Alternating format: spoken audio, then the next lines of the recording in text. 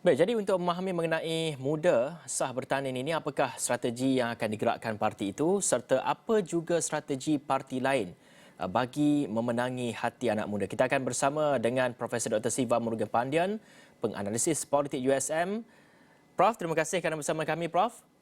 Ya, Baik, Prof. Pertama, pembabitan pertama muda dalam pilihan raya. Apakah maknanya ini dan bagaimana ia akan merubah mungkin lanskap serta strategi parti lawan?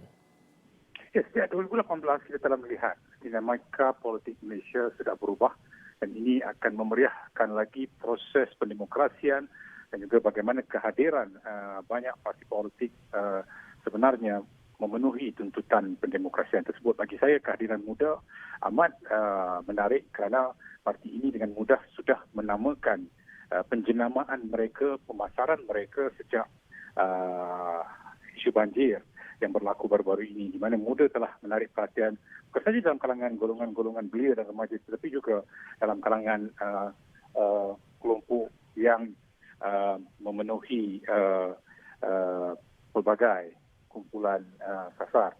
Jadi bagi saya yang penting di sini adalah yang bagaimanakah muda mampu untuk mendampingi bukan sahaja pengundi muda tetapi juga akan mendampingi pelbagai pihak lain.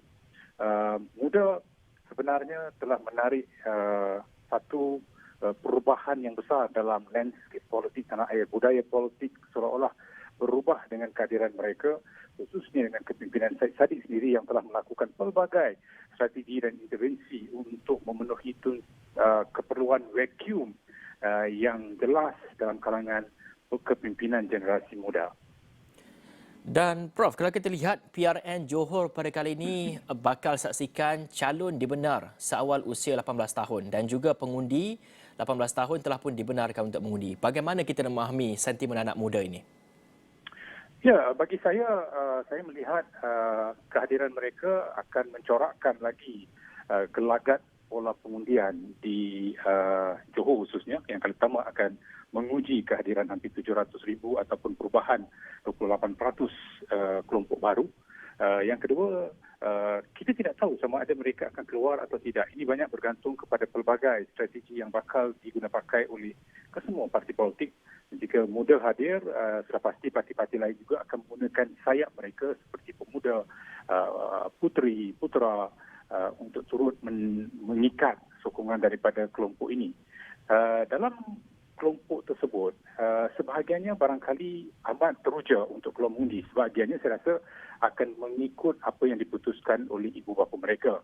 Dan jika ibu bapa memutuskan untuk tidak keluar mengundi, kita masih akan melihat kadar peratusan yang rendah. Tapi dengan kehadiran parti muda ini, barangkali itu akan memberikan satu suntikan baru di dalam gelanggang pilihan raya negeri Johor. Kerana kita tahu muda dengan mudah sudah menarik perhatian kelompok-kelompok remaja dan belia. Apakah kelompok ini akan keluar jika sekiranya promosi besar-besaran dilakukan oleh parti muda khususnya untuk menarik sokongan hampir 700,000 pengundi muda. Mereka ini walaupun dikatakan akan menjadi penentu, tapi bagi saya masih terlalu awal untuk menyatakan bahawa kelompok pengundi 18 ini akan menjadi kingmaker kerana bagi saya melihat di negeri Johor ini soal kesetiaan mendahului perkara-perkara lain.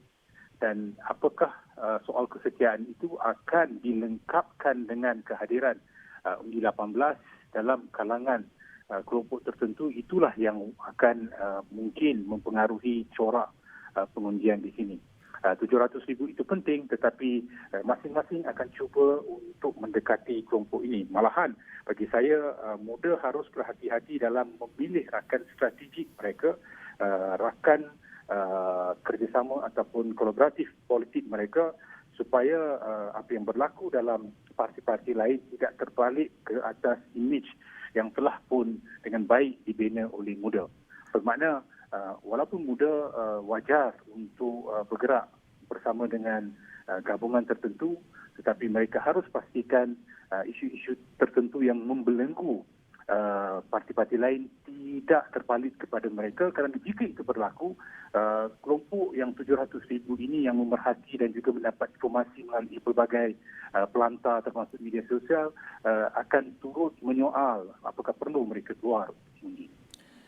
Baik Prof, muda telah pun sahkan untuk bertanding dalam PRN Johor ini. Adakah ia sekaligus akan menggerakkan strategi untuk parti-parti lain juga meletakkan muka baru dan juga calon muda itu sendiri? Ya, saya percaya parti-parti lain pun telah mula memperkenalkan calon muda. Sebelum ini di Melaka kita telah melihat calon muda berumur 21 tahun telah diletakkan oleh PKR. Bermakna dengan komposisi ataupun perubahan landscape politik serta pembugaran politik baru ini, saya pasti setiap parti akan cuba mencorakkan strategi mereka ke atas pelbagai kumpulan sasar pengundi, termasuk letakkan calon baru, calon muda, termasuk memastikan isu yang mereka bawa itu adalah isu yang dekat dengan kelompok pengundi muda, belia, remaja, dan juga memastikan boleh melahirkan kepercayaan dan keyakinan tinggi. Dalam konteks ini sudah pasti perpecahan akan berlaku ke atas 700,000 pengundi yang mahu dicari oleh setiap parti politik. Setiap parti politik sudah pasti akan melihat ini sebagai satu cabaran. Bukan saja bagi muda, tapi juga parti-parti lain sudah pasti akan menggunakan sayap mereka untuk mendekati kumpulan sasar ini agar masing-masing mendapat sokongan sebahagian daripada kelompok ini.